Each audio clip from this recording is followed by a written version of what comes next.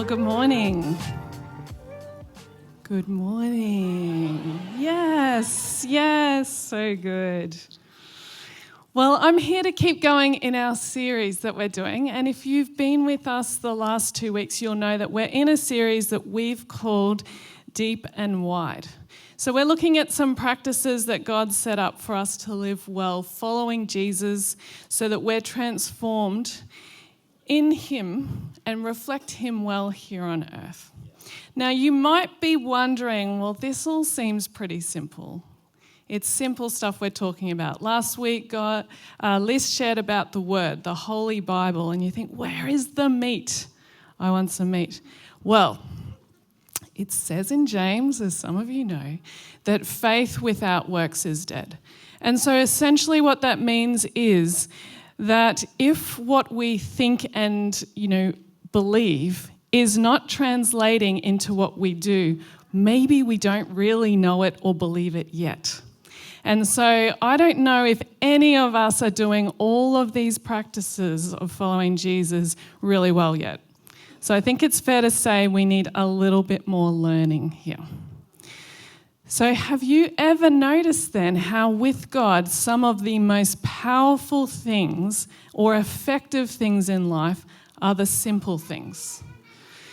What we do though as humans is because our problem we consider it very complex, like we've had it for a long time and we can't work it out. So it's complex. We are looking for a very complex solution, something that we consider high level. So then when a simple solution is offered, we'll just dismiss that. But with the Lord, when He offers a simple solution, it has a whole backstory.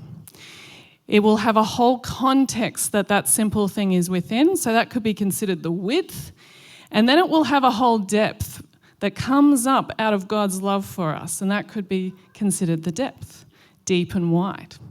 So just encourage you, look for wider and look for deeper as we go through this series. And this topic for today, I believe, is what shifts us from just merely surviving to actually thriving in life. So when I was little, it's a while ago now, I'm realising when I was reflecting on this story, when I was little, we on Sundays had an afternoon sleep. We went to church, we had Sunday lunch, often with people from our church, and then we had the sleep. Has anyone else had this in their life? A few. Well, in my childhood, it felt like nobody else had this. And I didn't need a sleep. And I also didn't want to get in trouble.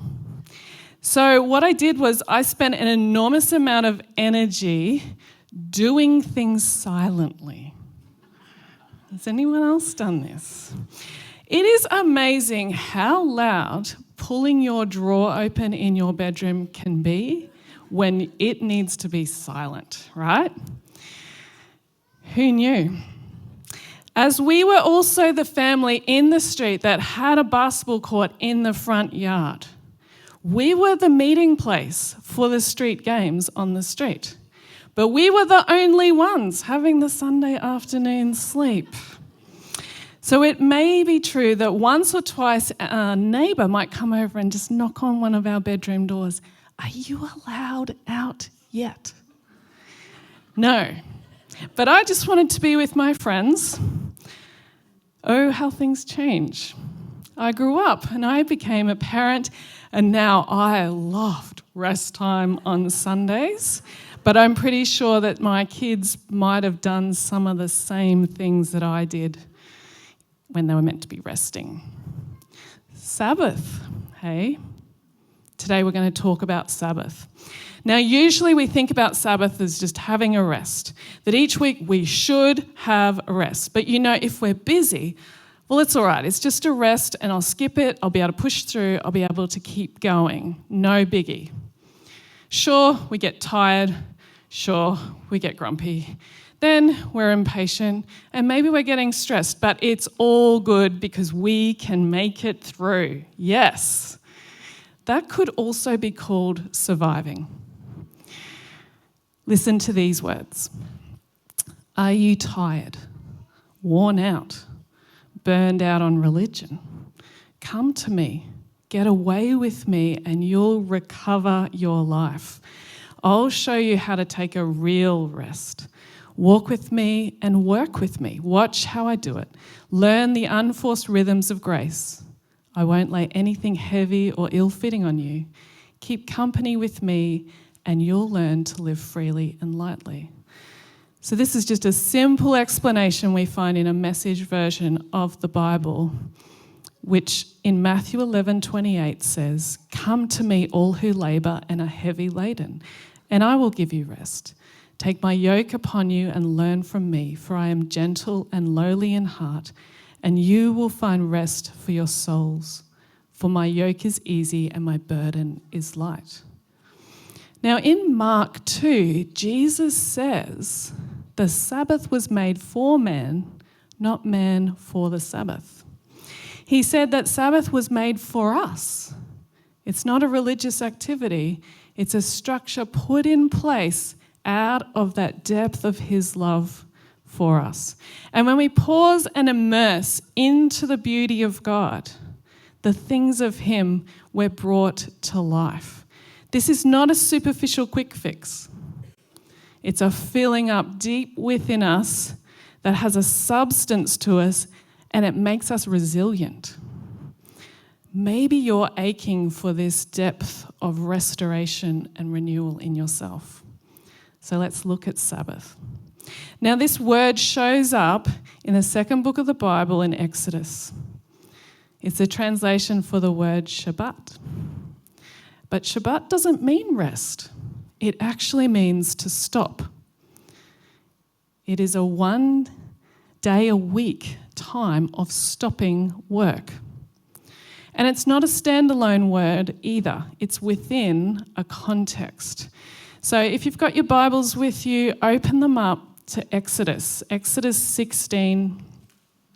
And I'm going to read us through a fair bit of scripture now, and I'll just call out when we skip a few verses to keep going through. But Exodus 16 in verse 1, and it says they, and this is talking about the Israelites, they set out from Elim, and all the congregation of the people of Israel came to the wilderness of Sin, which is between Elim and Sinai. Then in verse 4, then the Lord said to Moses, "Behold, I am about to rain bread from heaven for you." Wow.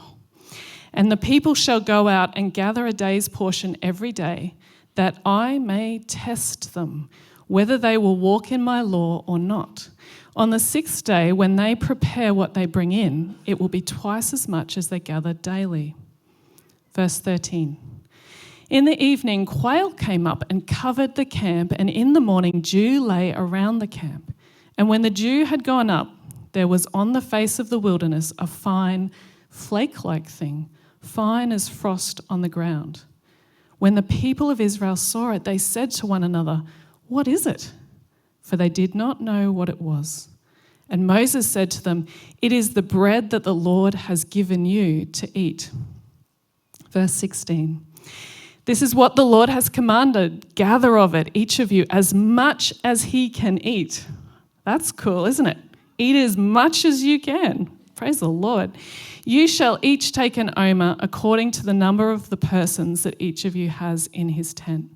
And the people of Israel did so. They gathered, some more, some less. But when they measured it with an omer, whoever gathered much had nothing left over, and whoever gathered little had no lack. Each of them gathered as much as he could eat. And Moses said to them, "Let no one leave any of it over till the morning." But they did not listen to Moses, and some left part of it till the morning. Who's done that? God says this, and we do that. And this is what happens. "And it bred worms and stank." We've had that happen, haven't we, in other ways in our life. "And Moses was angry with them.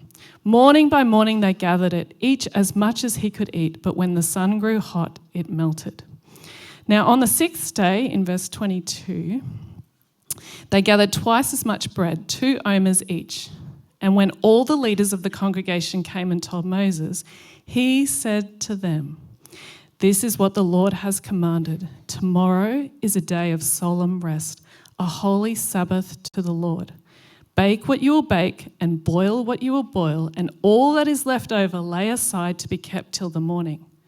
So they lay it aside till the morning, as Moses commanded them, and it did not stink. Wow. And there were no worms in it. That's good. Moses said, Eat it today, for today is a Sabbath to the Lord. Today you will not find it in the field. 6 days you shall gather, but on the seventh day, which is a Sabbath, there will be none. Verse 27, on the seventh day, some of the people went out to gather, but they found none. And the Lord said to Moses, how long will you refuse to keep my commandments and my laws? See, the Lord has given you Sabbath. Therefore, on the sixth day, he gives you bread for 2 days. Remain each of you in his place. Let no one go out of his place on the seventh day. So the people rested on the seventh day. Doesn't life go better when we stick in our lane? Yeah, goes better. Okay, so the Lord was setting up a way for the Israelites to live. They were actually to depend on God's provision. He rained bread down from heaven for them. His provision of nourishment for each day. But the people had a part to play in this because they were to work and gather the provision each day. So the people worked. But lest the people think that their working was actually creating their provision, they needed to rest and see again, it is the Lord who provides. It's the Lord who is over the earth, and when we rest, the world actually keeps going. It's under his command. So the context of Sabbath is this rhythm set up for us so that we know who God is. He is the provider and the creator, and who we are in relation to him. We're his children. We're loved by him, and we contribute because we work and gather. We're working with his provision, but we don't create our own provision on our own. Now in Genesis 2, earlier, it says that on the seventh day, God finished his work that he had done, and he rested on the seventh day from all that he had done. So God blessed that seventh day and made it holy. God demonstrated the order that he had on the earth for us. He created this order to fit us. He even made the Sabbath one of the 10 commandments. It's good to remember this. It's up there with do not steal and do not kill. It's up there. But we don't necessarily treat it like it's up there. So our physical, emotional, and spiritual bodies go well when we function within an order that God set up for us. We're going to run optimally when we're positioned in the context of his provision, where we work to contribute towards it, but then we rest 1 day a week. And the power of this Sabbath is we're not just going to survive anymore, we get to thrive. The 7-day week, Monday through to Sunday, that came from God. Just think for a minute about the months of the year. The 7-day week doesn't neatly fit into a month. The 7-day week came from God because that's what he set up for us. And the whole world functions on that. So Sabbath is much more than just thinking of a rest. It's what he set up for us is so much more. And we're going to look at that. It's time for us to start using it, though, as it was designed for us. So there's 4 different components that we're going to go through today that are part of Sabbath. And for this, I'm open. I've drawn a lot of material from Pete Scazzaro because personally we've found his material to be very helpful.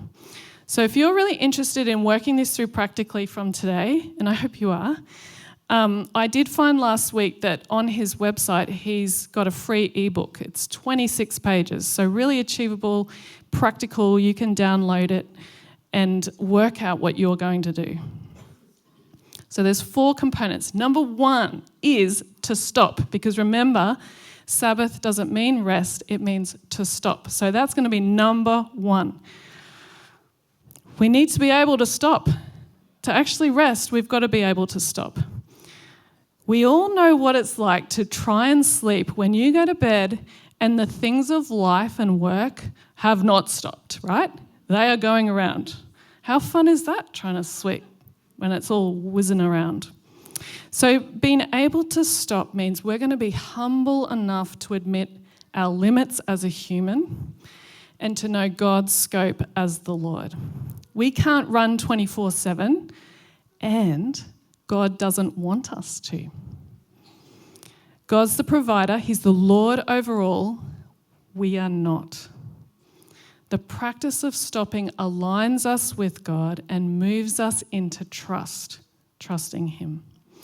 So who here's experienced, I'm a pro at this, but who's experienced where you're running really hard? You've got either a really big work day, really big week, you're working on a project, and you just know when I get to the end, I am going home and I am done and I'm going to have some time off. And so you get there and you just make it in the door, you drop your stuff, you grab a snack, you fall on the couch. There's no niceness about it. Fall on the couch, and you might switch on the TV or scroll on your phone.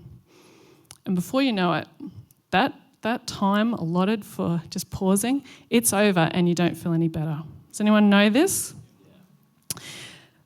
Right. Well, I felt like God was showing me that this is a bit like if we're driving a manual car in fourth gear and then we just turn it off.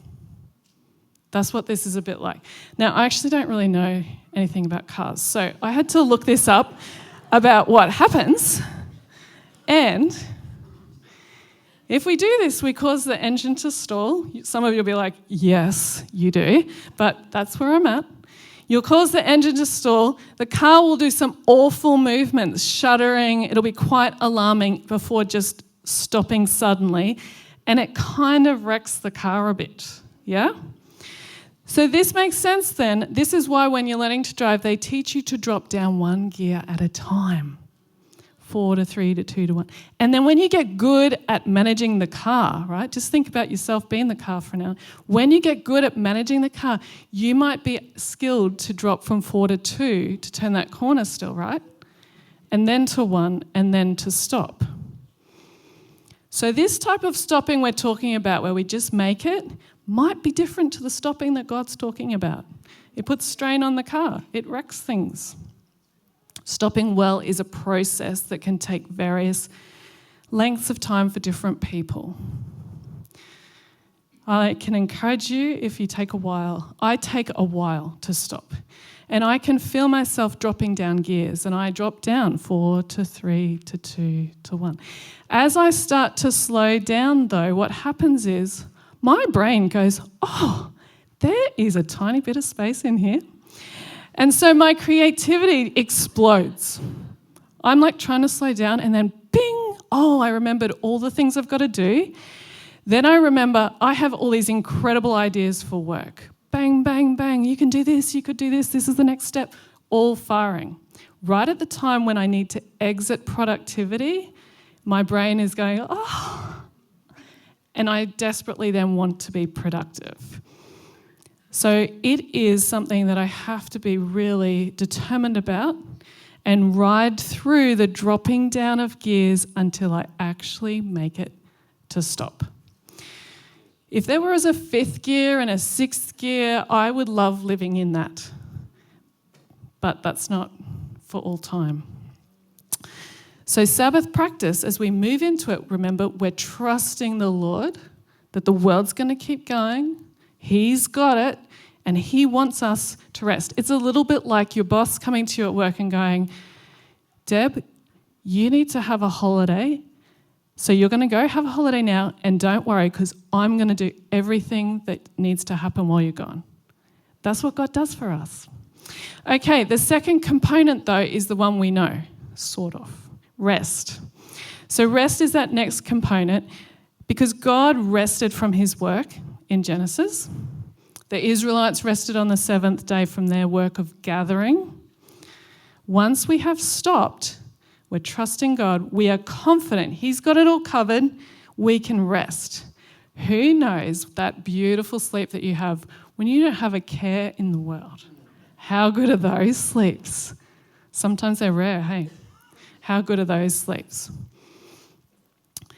Pete Scazzaro, though, points out that it's not just having a sleep that gives us rest, because rest is a restorative action. So some of you here might experience rest through activity, and it's time to think through, what activities do I find restore me? That's your rest component for Sabbath. What do you do that restores you? So in earlier years, I found playing the piano hugely restorative. It was the sound, the beautiful sound, combined with the activity, and that restored something in me. So think, what do you find restorative? So we have stopping, which develops our trust in God. We have rest, which restores us. And then the third component is delight. Having some fun. Yes. So Genesis 1:31 says that when God had finished creating the world, he declared that it was good. He acknowledged his creation as good and he delighted over it. So because he's God over it, he delighted over it, and God delights over you. He created you, and it says that in Zephaniah, he delights over you too. But we're not God. We are his people. And so while God delights over his creation, we are to delight in his creation. It's there for us to enjoy.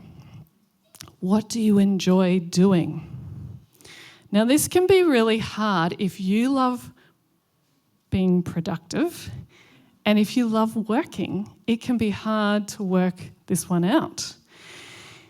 Because essentially we're learning to play all over again. And if you're a person who missed out on a childhood, you really might not know how to even do this. So it deserves some attention. What do you enjoy?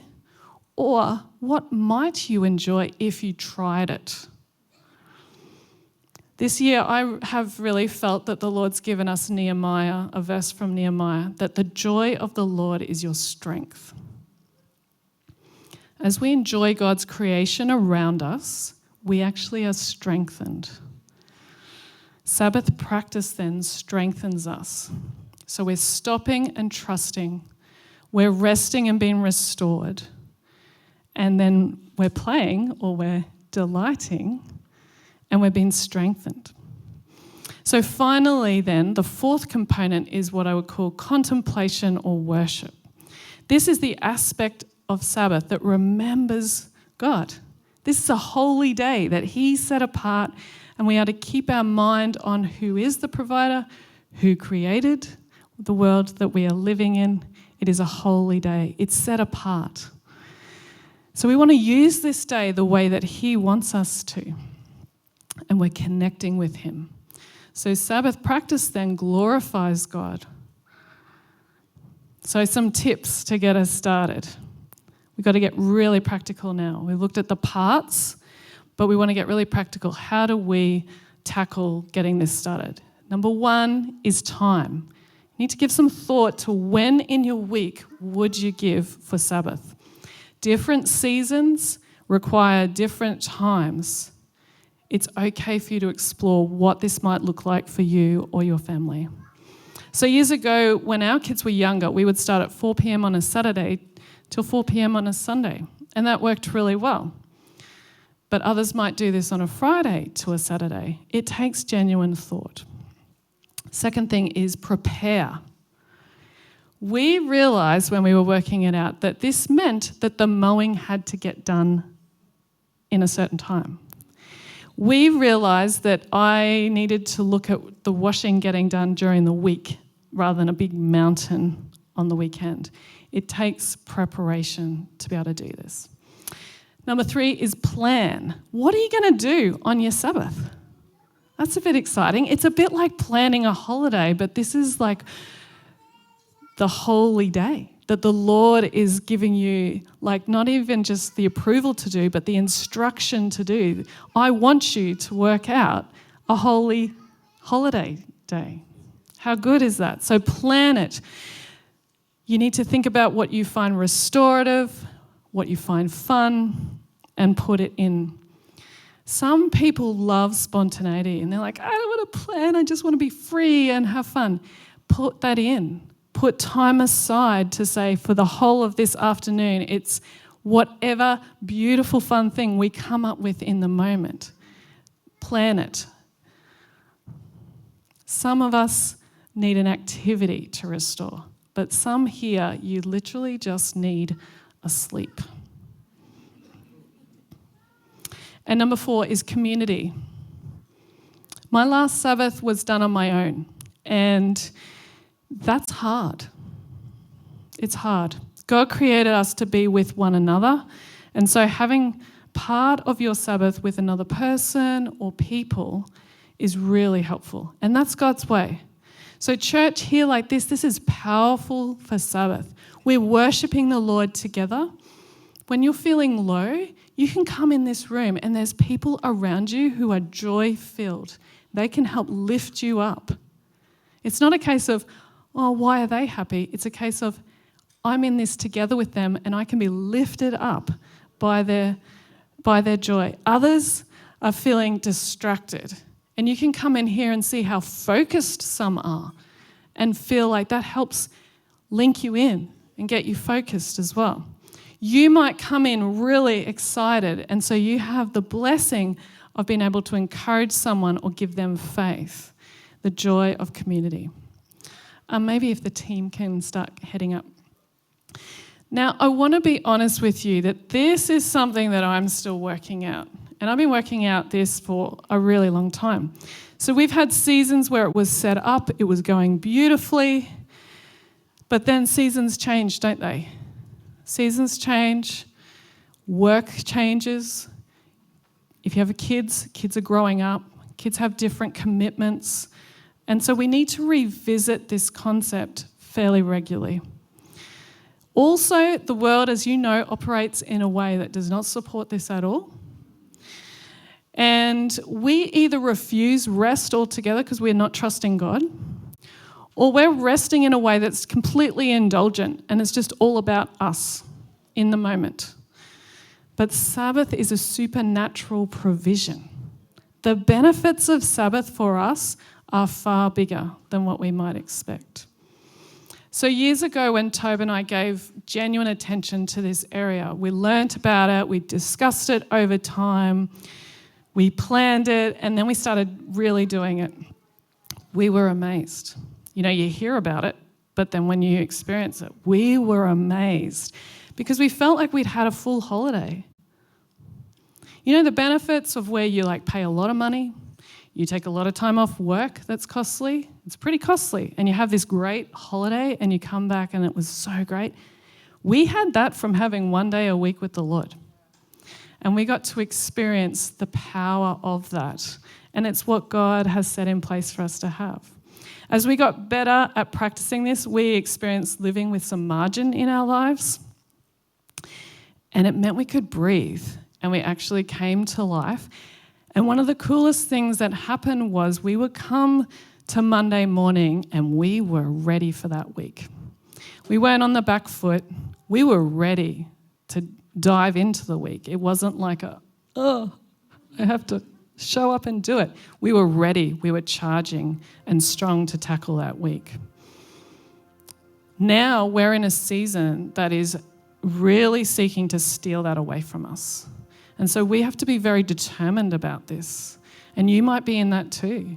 Everything in your world is not supportive of working this out, and we need some determination. But how worth it is it? There's just great blessing in living in the way God designed for us.